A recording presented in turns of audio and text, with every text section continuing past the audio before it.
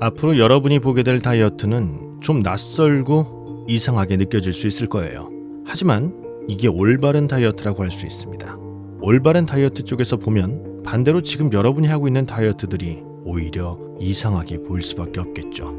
그러니 우린 마주보며 서로를 향해 이상한 나라의 다이어트라고 주장할 수밖에 없습니다. 하지만 여러분의 결과는 처참하고 이쪽의 결과는 흥미롭게 나오니 여러분 쪽이 이상한 나라일 확률이 높을 거예요. 우선 1편에서 얘기했듯이 우리는 자신에게 한 달이라는 영혼의 시간을 정말 팔 수 있는지 끊임없이 물어봐야만 합니다. 하얀 왕국에서는 다이어트에 필요한 시간이 불과 한 달에서 길어야 45일밖에 되지 않기 때문이죠. 그 시간 동안만 잠시 불편함을 감수할 수 있다면 대상자의 체중이 몇 킬로든 상관없이 원하는 만큼 건강하게 감량할 수 있고 다시 돌아가지 않게 유지할 수도 있습니다.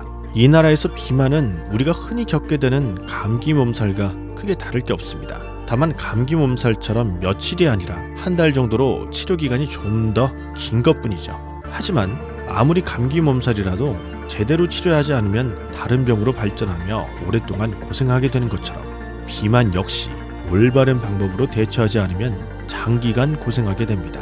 하지만 빨간 왕국엔 올바른 방식이 없었으니 누구든 20kg를 빼려면 적어도 수개월이라는 시간이 걸릴 것이라는 고정관념이 자리 잡힌 게 이상한 일만은 아니죠.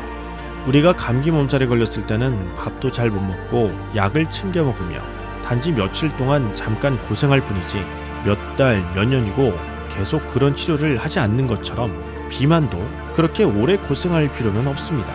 그래서 몇 달이나 몇 년 동안을 다이어트와 씨름을 해왔던 사람들은 그러면 당연히 얼마든지 할 수 있다고 호기롭게 대답하지만 안타깝게도 결과는 처참하게 나오곤 하죠. 1년도 아니고 2달도 채 안 되는 그 짧은 시간만 잠시 참아냈을 때 평생 날씬한 몸과 건강을 유지할 수 있다는 조건이라면 상식적으로 생각해봐도 누구나 당연히 감수해야 하는 기간입니다.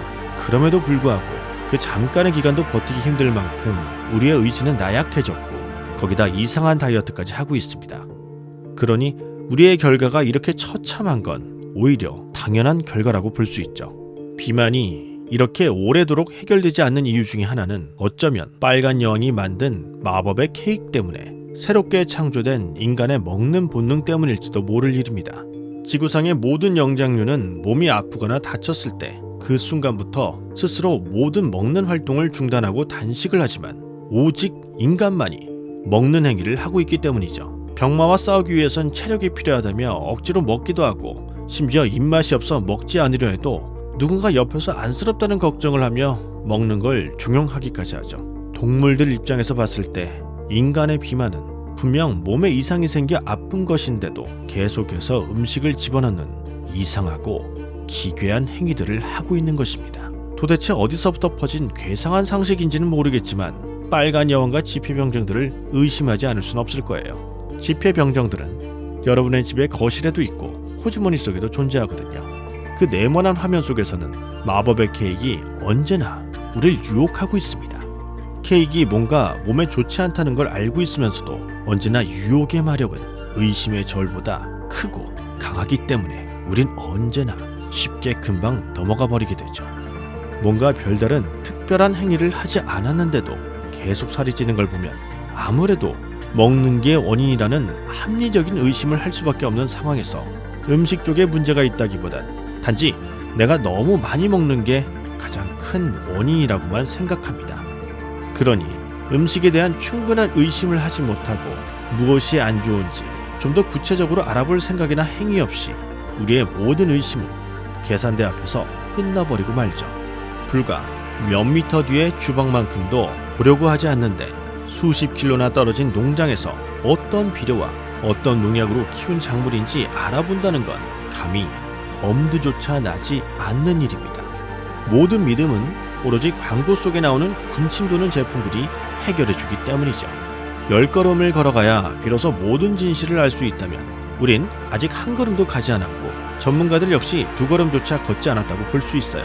하지만 만약 현재 냉장고 안에 싱싱해 보이기만 한 채소나 과일을 싸구려 현미경이라도 직접 사다가 관찰하는 노력 정도만 한다고 해도 이미 절반 정도를 성큼 걸은 거라고 말할 수 있습니다. 하지만 그만큼이나 진지하게 관심을 갖고 노력하는 사람이 얼마나 있을지 미지수입니다. 이렇게 우린 이상한 나라에서 이상한 방식으로 먹고 있어요. 그럼 지금부터 여러분이 이상하게 생각하는 이쪽 나라의 문을 조금씩 열어보도록 할게요. 제가 가장 많이 받게 되는 질문이 어떻게 하면 살이 빠지냐는 것입니다. 그러면 나는 1초의 망설임 없이 배고프지 않을 때 안 먹으면 된다고 대답해 주죠. 어찌 보면 대답 같지도 않은 이 성의 없는 짧은 답변에 상대방은 어이가 없다는 듯 허탈한 표정을 짓습니다. 하지만 그 허탈한 표정이 얼마 지나지 않아 조금씩 굳어지는 경우가 종종 있어요. 배고프지 않은데도 먹어왔던 자신의 장면들이 생각보다 많이 떠오르는 것이죠. 실제로 많은 이들이 배고프지 않을 때도 먹고 있으면서 도대체 왜 찌는지 모르겠다고 하소연을 하는 경우가 많아요. 방금 전의 대화는 5초도 안 될 만큼 짧지만 우리에게 시사하는 바는 상당히 큽니다. 이 당연한 상식을 모두 다 이미 알고 있으면서도 자신이 왜 찌는지 모르겠다고 하소연을 하는 이상한 아이러니 속에서 우리는 살고 있죠. 그만큼 우리는 먹는 행위를 생각보다 자주 많이 무의식적으로 하고 있어요. 전국에 있는 모든 사람들이 마치 빨간 여왕이 종이라도 친 것처럼 낮 12시만 되면 거리로 쏟아져 나옵니다. 하루 중에 유일하게 범국민적으로 정해진 합법적인 음식 섭취 시간이기 때문이죠. 그 중엔 어젯밤 야식을 많이 먹었거나 오늘 아침을 많이 먹어서 아직 든든한데도 별 상관없이 직장 동료나 상사를 따라 식당으로 향하는 경우도 흔합니다. 모든 면죄부가 주어지는 낮 12시이기 때문이죠. 지금은 별로 배고프지 않아서 오늘은 한번 거르겠다고 냉정하게 거절하는 경우는 보기 힘들죠. 우리나라를 넘어 전 세계적으로 통용되는 이 절대 시간에 수십억의 인구가 동시다발적으로 타이머가 맞춰진 기계처럼 음식을 집어넣으며 필요 없는 살찌우기를 하고 있어요. 하지만 우리 몸은 결코 이 상황을 달가워하지 않고 오히려 괴로워합니다. 몸의 입장에서 볼 때는 심지어 잔인하다고 생각할 만큼 우리는 수시로 음식을 집어넣고 있어요. 우리가 하루 종일 먹는 양도 상당하지만 정작 배고플 때 먹는 경우도 많지 않아요. 기억을 못할 뿐이지 심지어 하루 종일 배고픔을 단 한 번도 느끼지 않고 먹은 적도 있을 거예요.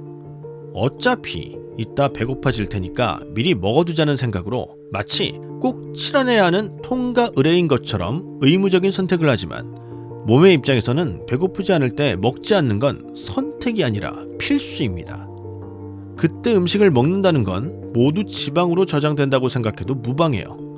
그런데도 이런 잔인한 선택 행위를 우린 별 대수롭지 않게 자주 하기 때문에 비만은 어찌 보면 당연한 결과라 할 수 있어요. 이렇듯 우리는 현재 우리 몸과 전혀 대화를 하지 않고 그저 본능에만 충실하고 있죠. 하지만 우리는 이제 뇌가 아닌 우리 몸과 대화를 해야 할 시점이 됐어요. 12시가 되더라도 우리 몸이 동의하지 않는다면 필요 없는 식사를 과감히 거절하는 결단력이 필요합니다. 그게 그렇게 쉽냐고 얘기한다면 나는 이건 앞으로 가야 할 10걸음 중에 고작 한 걸음밖에 안 된다며 허탈한 웃음을 지을 수밖에 없을 거예요. 맛을 느끼는 뇌가 즐거우면 그만큼 몸은 비대해지고 반대로 뇌를 심심하게 놔두면 그만큼 몸은 날씬해진다는 나만의 절대 공식이 있기 때문에 우리는 광란의 파티를 하는 뇌를 잠시 따로 격리시키고 이제는 몸과 대화를 해야 할 때가 됐습니다. 만약 우리가 자신의 몸과 대화를 하며 가벼운 선택을 냉정한 필수로 바꿀 수만 있다면 여러분 역시 보팔검을 손에 쥐며 반드시 놀라운 변화들을 겪게 될 거예요.